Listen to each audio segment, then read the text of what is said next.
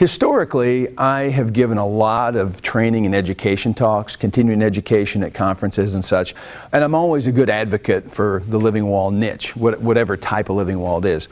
I also have done over the last several years a monthly webinar series where my topics change and we give a lot of really good information based on our experience. Well, based on one of the webinars I gave, I got a call from a major design firm in the Pacific Northwest. And they said, here's our problem. Well, I should say, they liked what I had to say on the webinar, so they thought I was a good source of information. Then they said, here's our problem.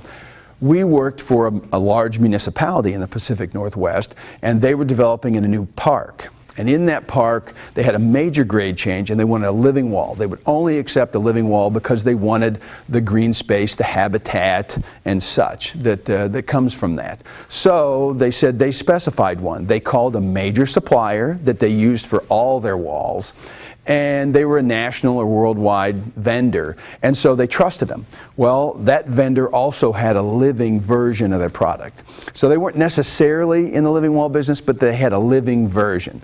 So they played off that trust, and this major design firm went ahead and specified the system, and they deployed it. Well, when it got built, nobody knew what they were looking at on the build, and nobody provided the proper service, and the thing didn't grow. So what they had to disclose to me is they were about a year out, and the wall was dead brown, the city was upset, their reputation was tainted, and they couldn't fix it.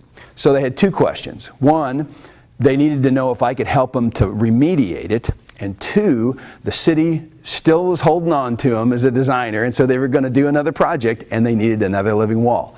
So at the time, I was selling a product. So I started advising them from that standpoint, and we had numerous conference calls with their entire design team, and after a couple of months of back and forth, I think they were convinced that I personally was a good resource, but they'd been bit so hard by the lack of support from the other product supplier that they weren't quite sure if it wasn't going to happen again with me and my product. And so ultimately, they convinced the city to put in a cast-in-place concrete wall and therefore not have a living wall. So really their mission was to add green space, habitat, urban cooling, runoff water, infiltration and treatment, all the cool markers of success and environmental benefit that you get from a living wall. Well, they wiped that out with a concrete wall.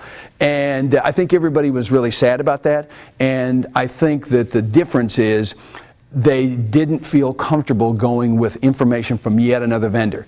Now, I'm not a vendor. So when you call me or retain me as a consultant to work on your project, you're getting the benefit of my 25 plus years as an inventor, manufacturer, selling, marketing, installing, maintaining living walls across the board in every kind of angle of inclination. You know, concrete walls, wire walls, grid wrapped walls, vertical walls, facades, all of it.